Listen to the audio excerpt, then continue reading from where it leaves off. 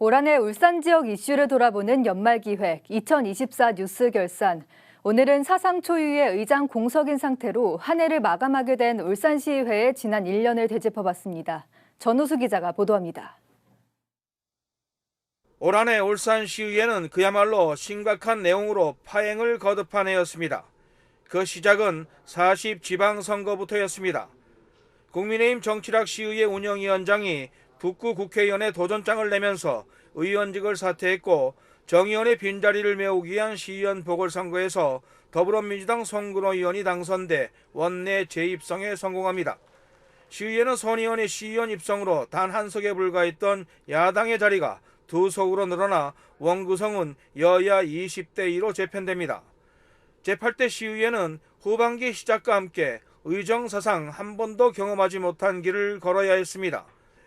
국민의힘 소속 20명의 시의원들이 의장 선거를 놓고 자리 싸움이 시작된 겁니다.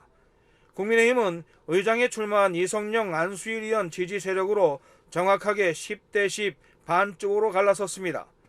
3차에 걸친 투표 끝에 이성영 의원이 당선됐지만 투표용지의 유무효 논란이 빚어지면서 이 의원은 의장에 오른 지 한 달 만에 직무정지됐습니다. 이후부터 시작된 김정섭 제1부의장의 의장 직무대리 체제는 한 해를 마감하는 이 시간까지 반년 가까이 이어지고 있습니다.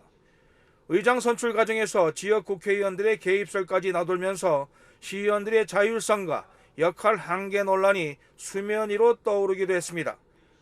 안수일 의원이 시의회를 상대로 제기한 의장 선출 결의 무효 확인 소송에 대한 최종 판단 여부는 내년 3월 이후에나 나올 것으로 보이면서 의장 직무대리 체제는 내년 상반기를 훌쩍 넘기게 될 것이라는 우려가 나옵니다.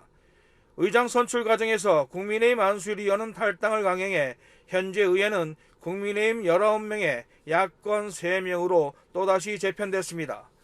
시의회 사무처는 미숙한 행정으로 문제의 빌미를 제공한 책임을 물어 사무처장이 교체되는 문책성 인사가 단행되기도 했습니다. 이 와중에도 시의회 의정활동은 평년작을 유지했다는 평가입니다. 올 한 해 총 116일간의 회기 일정을 소화하면서 조례안과 예산안 등 총 373건의 안건을 처리했습니다. 신설된 조례안 중에는 소방공무원의 양질의 급식 제공에 필요한 사항을 규정한 소방기관 급식 지원 관련 조례와 청년 유입과 정착 촉진을 위한 조례 등이 눈길을 끕니다. 이와 함께 90여 건에 달하는 5분 자유 발언과 서면 질문을 통해 지역 현안에 대한 대안도 제시했습니다.